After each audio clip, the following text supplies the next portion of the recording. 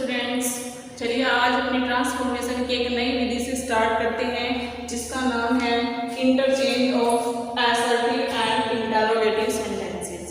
यानी कि इंटरचेंज आपस में परिवर्तन करना, बदलना असर्टिव सेंटेंस का और इंटरोगेटिव सेंटेंस का।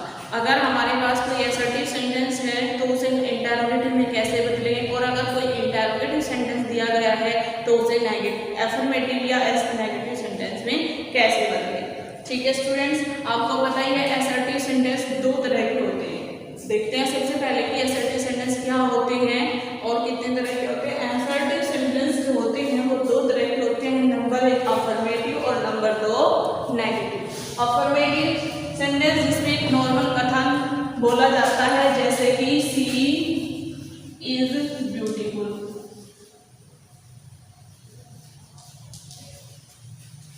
किसी व्यक्ति के बारे में एक नॉर्मल बात बता दी सीधी सी, उसे बोलते हैं affirmative sentence. She is beautiful का सुंदर है।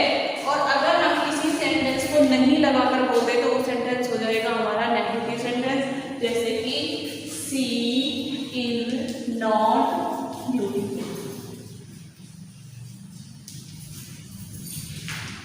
ओके स्टूडेंट्स, तो इस तरीके से जो असर्टिव सेंटेंस होते हैं वो दो तरह के होते हैं, नंबर एक अफर्मेटिव सेंटेंस और नंबर दो इंटरोगेटिव। अब आइए बात करते हैं कि इंटरोगेटिव जो सेंटेंस होते हैं वो कितने तरह के होते हैं। इंटरोगेटिव सेंटेंस टू टाइप के होते हैं, नंबर एक जो हेल्पिंग वर्ब से बनते हैं और नंबर दो जो हमारे क्वेश्चन वर्ड से बनते हैं। ठीक है, क्वेश्चन वर्ड से बनने वाले जैसे हु, व्हाट, व्हेन, व्हाई, ये स्टार्टिंग में आ जाता है सेंटेंस के। और एक हेल्पिंग वर्ब वाले होते हैं जिनमें हेल्पिंग वर्ब से are am, both verb, has, had, do, does, did ये सेंटेंस के स्टार्टिंग में आ जाते हैं। इन्हें हम दो तरीके से, इस तरीके से भी कह सकते हैं। एक होते हैं यस और नो वाले, जिनका आंसर यस या नो में दिया जाता है, जिन्हें हम हेल्पिंग वर्ब से स्टार्ट होने वाले सेंटेंस में बोलते हैं। और दूसरे होते हैं हमारे क्वेश्चन वर्ड वाले, जो कि अभी बताया, जिनमें कोई क्वेश्चन वर्ड सेंटेंस के स्टार्टिंग में आ जाता है। तो हमें क्या करना है, हमें दोनों ही तरीके से सेंटेंस को सीखना है। जब अभी कोई सेंटेंस दिया जाएगा, चाहे वो हमें अफर्मेटिव दिया जाए या नेगेटिव, तो हम उसे इंटरोगेटिव सेंटेंस में कैसे बदलें। दोनों इंटरोगेटिव, फर्स्ट टाइप जो हेल्पिंग वर्ब से शुरू हो और सेकंड टाइप जो कि क्वेश्चन वर्ड से शुरू हो। तो चलिए इसकी प्रोसेस, इसकी विधि सीखते हैं, मेथड सीखते हैं इसका कि इंटरोगेटिव में किसी भी सेंटेंस को कैसे बदला जाता है। तो उसके लिए सबसे पहले जो रूल होता है जिसका हमें ध्यान रखना होता है, रूल है फर्स्ट। रूल फर्स्ट में है एक वाक्य पॉजिटिव और दूसरा वाक्य आपको नेगेटिव बनाना है। ठीक है, यानी कि जब हमें अफर्मेटिव सेंटेंस दिया जाए कि आप इसे इंटरोगेटिव बनाइए, तो हमें ये देखना है कि जो हमें अफर्मेटिव सेंटेंस दिया गया है वो हमारा नोट वाला नहीं है। तो जब आप इंटरोगेटिव बनाओगे तो आप उसमें नोट लगाओगे, फर्स्ट रूल। ठीक है, और अगर सेंटेंस आपके नेगेटिव है जिसमें नोट खुद लगा हुआ है, तो जब आप उसे इंटरोगेटिव बनाओगे तो आप उसमें से नोट हटा दो। ये फर्स्ट रूल है, आपको ध्यान रखना है। ठीक है, आपको नोट वाला सेंटेंस मिलता है तो आप नोट हटा दीजिए इंटरोगेटिव लगाते वक्त, और अगर आपको नोट वाला नहीं मिलता है तो इंटरोगेटिव बनाते वक्त आपको नोट लगाना है। ठीक है, ये फर्स्ट रूल है, आपको अपने माइंड में सेट करना है। सेकेंड रूल है हमारा, इस रूल को भी आपको बहुत अच्छे से माइंड में रखना है कि आपको इंटरोगेटिव जो सेंटेंस बनाओगे उनका स्ट्रक्चर कैसा रहेगा। पहले वाला हमारा रूल यही है कि पहले हम हेल्पिंग वर्ब लिखते हैं, फिर सब्जेक्ट लिखते हैं, फिर नोट लगाते हैं। ये मैंने आपको कंडीशन बता दी किसके अकॉर्डिंग नोट लगाना है। अगर नोट नहीं मिले तो नोट लगाएंगे। ठीक है, नोट, फिर उसके बाद मेन वर्ब, उसके बाद ऑब्जेक्ट। अगला हमारा है, अगर हमें क्वेश्चन वर्ड से सेंटेंस बनाना है, ठीक है, तो आप उस हेल्पिंग वर्ब से पहले क्वेश्चन वर्ड यहाँ पर ऐड कर दीजिए, क्वेश्चन वर्ड। ठीक है, उसके बाद वो सेंटेंस क्वेश्चन वर्ड वाला इंटरोगेटिव हो जाता है। चलिए अब सीखते हैं कि हेल्पिंग वर्ब से किसी भी सेंटेंस को हम इंटरोगेटिव कैसे बनाएं। सबसे पहले हेल्पिंग वर्ब वाला रूल देखते हैं, और वही रूल सबसे आसान है इंटरोगेटिव बनाने का। अगर आपको कोई भी सेंटेंस दिया जाए, या तो वो अफर्मेटिव हो या फिर वो नेगेटिव हो, तो आप कोशिश करें कि आप उसे हेल्पिंग वर्ब से ही इंटरोगेटिव बनाएं, क्योंकि वो सबसे आसान है। क्योंकि जो हमें सेंटेंस दिया होता है उसी की हेल्पिंग वर्ब हम सबसे स्टार्टिंग में लिख देते हैं, और एक हमें सब्जेक्ट के बाद नोट लगाना होता है। दो बातों का हमें ध्यान रखना है, आसानी से वो सेंटेंस इंटरोगेटिव बन जाता है। क्वेश्चन वर्ड वाला हम बाद में सीखेंगे, पहले हेल्पिंग वर्ब वाला सीखते हैं।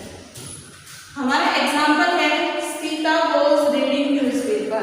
सीता रीडिंग कर रही थी किस चीज की? न्यूज़पेपर की। इस सेंटेंस में हमारे पास हेल्पिंग वर्ब है वॉज।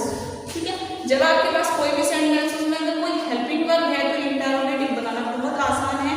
आपको कुछ भी नहीं करना, आपको सिर्फ वॉज को सबसे स्टार्टिंग में लिखना है।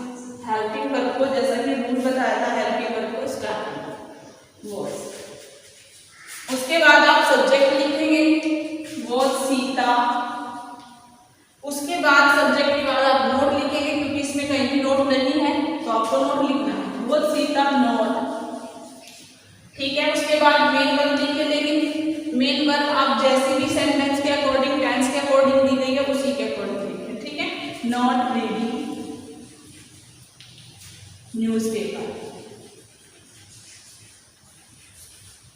क्योंकि हम इंटरोगेटिव सेंटेंस बना रहे हैं तो लास्ट में हमें क्या लगाना होगा? क्वेश्चन। वो सीधा नॉट रीडिंग न्यूज़पेपर, पहले वाला सेंटेंस जो था अफर्मेटिव में था, उसका अर्थ था सीधा न्यूज़पेपर पढ़ रही थी।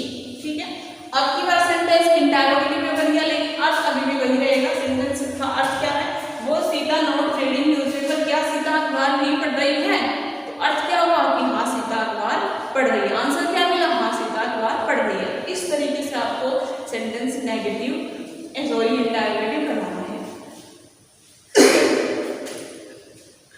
तो इस चीज का आप ध्यान रखें कि हेल्पिंग वर्ब से किस तरीके से हम किसी भी सेंटेंस को इंटरोगेटिव बना सकते हैं। हेल्पिंग वर्ब वाला मेथड सबसे आसान। नेक्स्ट है हमारा एवरीवन, एवरीबॉडी को किस तरीके से बदलेगा। अगर किसी भी सेंटेंस में एवरीवन या एवरीबॉडी आए तो उसको आप ओ में बदल देते हैं, यानी उस वर्ड की जगह पर आप हु लिखते हैं। लेकिन एक और चीज ध्यान रखनी है, एवरीवन और एवरीबॉडी आने पर आप हु जरूर लिखेंगे उसकी जगह पर, लेकिन आपको सेंटेंस में आगे नोट का यूज करना पड़ेगा। ठीक है, और अगर सेंटेंस में नोबडी या नो वन आए तो आप उस सेंटेंस में उस वर्ड की जगह पर हु जरूर लिखेंगे, लेकिन आप उसमें नोट नहीं लिखेंगे कहीं भी, क्योंकि हमने पहले ही पढ़ा था इंटरोगेटिव बनाते वक्त अगर नोट कहीं नहीं आए तो आप नोट लिखते हैं, और अगर नोट आ जाए, क्योंकि नोबडी और नो का मतलब क्या, नो आ चुका है तो हमें आगे सेंटेंस में नोट लिखने की जरूरत नहीं है। ठीक है, चलिए एग्जाम्पल देखते हैं।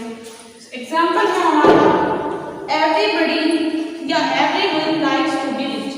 प्रत्येक व्यक्ति रिच होना पसंद करता है, रिच होना चाहता है, धनवान होना चाहता है।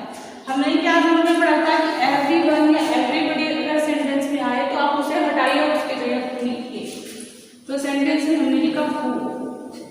इसके बाद आपकी हेल्पिंग वर्ब अगर कोई हो तो हेल्पिंग वर्ब लिखो और उसके बाद नोट लगा दीजिए। लेकिन ये जो हमारा सेंटेंस है इसमें कोई हेल्पिंग वर्ब नहीं है, तो हमें माइंड लगाना पड़ेगा और सोचेंगे कि हेल्पिंग वर्ब में क्या बन सकती है। ये sentence likes, likes means likes का मतलब है कि प्रेजेंट इंडेफिनिट की वर्ब है। ऐसे एस वर्ब में तभी लगता है जब वो सेंटेंस जब वो वर्ब प्रेजेंट इंडेफिनिट की है। ठीक है, तो अब हम सोचेंगे कि प्रेजेंट इंडेफिनिट में जब नेगेटिव बनाते थे तो कौन सी हेल्पिंग वर्ब लगती है, डू नॉट या डज नॉट। ठीक है, तो क्या लगेगा, हु डज नॉट।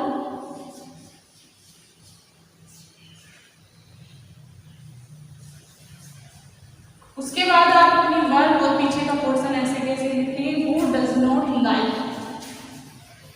क्योंकि अब हमने डज नॉट लगा दिया, उसमें ऐसे ऐसे लगाने की जरूरत नहीं है। Who does not like to be rich. ठीक है, इस तरीके से आपका सेंटेंस बनेगा। इसमें एवरीबॉडी एवरीवन आए इसलिए नोट लगाना जरूरी था। अगर यहाँ पर नोबडी या नन आता, none likes to be rich, ठीक है, nobody likes to be rich, तो आप उसकी जगह पर क्या लिख देते हु, और उसके बाद आपको ये लिखने की जरूरत नहीं थी, नोट लिखने की जरूरत नहीं थी, डज लिख देते। ठीक है, who does like to be rich. इस तरीके से आपका सेंटेंस हो जाता। ये दो मेथड आपको बताए गए हैं इंटरोगेटिव में बदलने के। इसके अलावा दो मेथड और हैं जिनसे आप सेंटेंस को इंटरोगेटिव बना सकते हैं।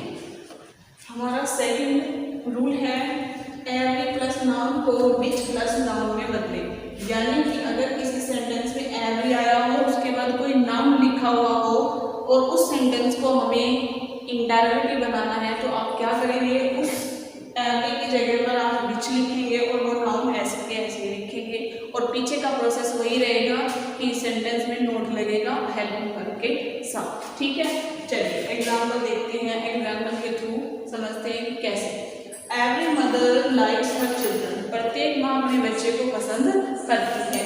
तो एवरी भी आया है और नाउन भी दिया हुआ है। मदर क्या है कि नाउन, हाँ नाउन ही तो है, तो एवरी की जगह हम क्या लिखेंगे, विच, और ये नाउन ऐसे कैसे, विच मदर। अब उसके बाद वर्ब को देखकर समझ जाते हैं, हम अगर यहाँ पर कोई हेल्पिंग वर्ब होती तो हम हेल्पिंग वर्ब के साथ नोट लिख देते, लेकिन यहाँ कोई हेल्पिंग वर्ब नहीं है, तो हमें यहाँ वर्ब को देख के समझ आ जाता है कि वर्ब में ऐसे आ गया है, तो यहाँ पर नेगेटिव बनाने के लिए डू नॉट या डज नॉट लगेगा, क्योंकि प्रेजेंट इंडेफिनिट में डू नॉट या डज नॉट लगता है। तो विच मदर के साथ क्या लगेगा, डज, एक ही है, सिंगुलर में, विच मदर डज नॉट, क्योंकि हमने क्या पढ़ा है कि भैया अगर सेंटेंस ऊपर वाला पॉजिटिव है तो इंटरोगेटिव बनाते वक्त क्या करना है, नेगेटिव, तो नोट लगेगा, क्योंकि ऊपर वाला में नोट नहीं है। Which mother does not like, अब लाइक्स नहीं लगेगा क्योंकि ऐसे इसकी जरूरत नहीं है, हमने नोट लगा दिया है, does not likes her children, बाकी का पीछे का पोर्शन सेम है।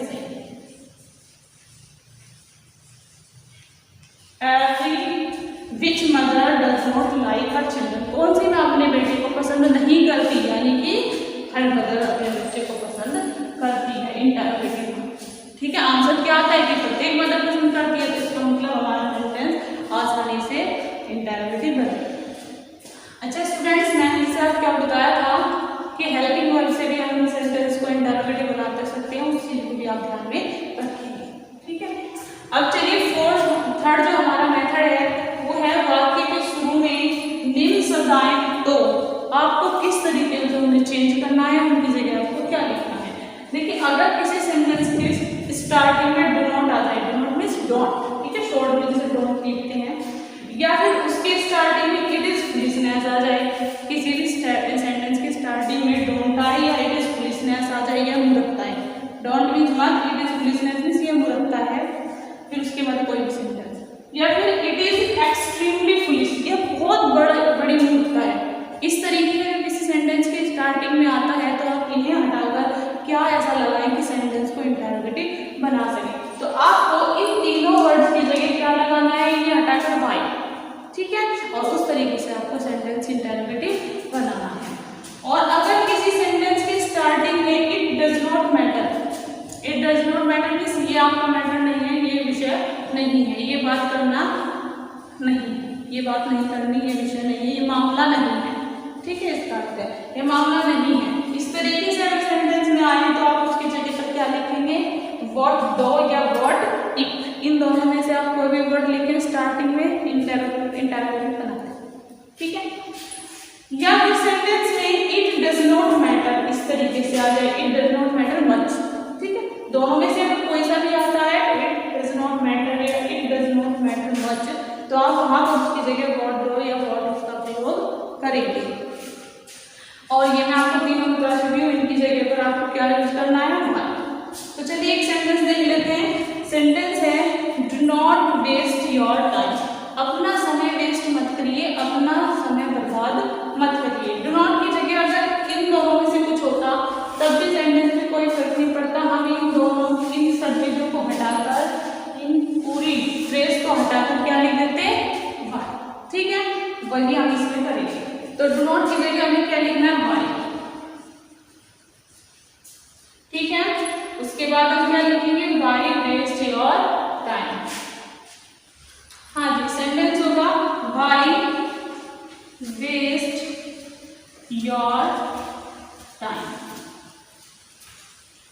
ठीक है स्टूडेंट। तो इस तरीके से आपको सेंटेंस बनाने हैं। अगर किसी सेंटेंस में इट डज नॉट मैटर करके आ जाए, ठीक है, जैसे इसी सेंटेंस को लिख लेते हैं एक बार,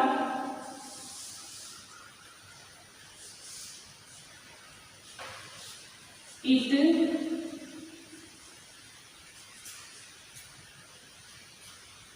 does not matter to waste your time, ठीक है। अगर ऐसा आ जाता है it does not matter to waste time, तो आप सेंटेंस को कैसे बनाएंगे? स्टूडेंट कंफ्यूज होने की जरूरत आपको नहीं है, जैसे कि आपने बताया था इट डज नॉट मैटर आए, it does not matter much आए, तो आप उसकी जगह बिना सोचे वॉट दो या टिक लगा लीजिए। तो सेंटेंस होगा वॉट दो,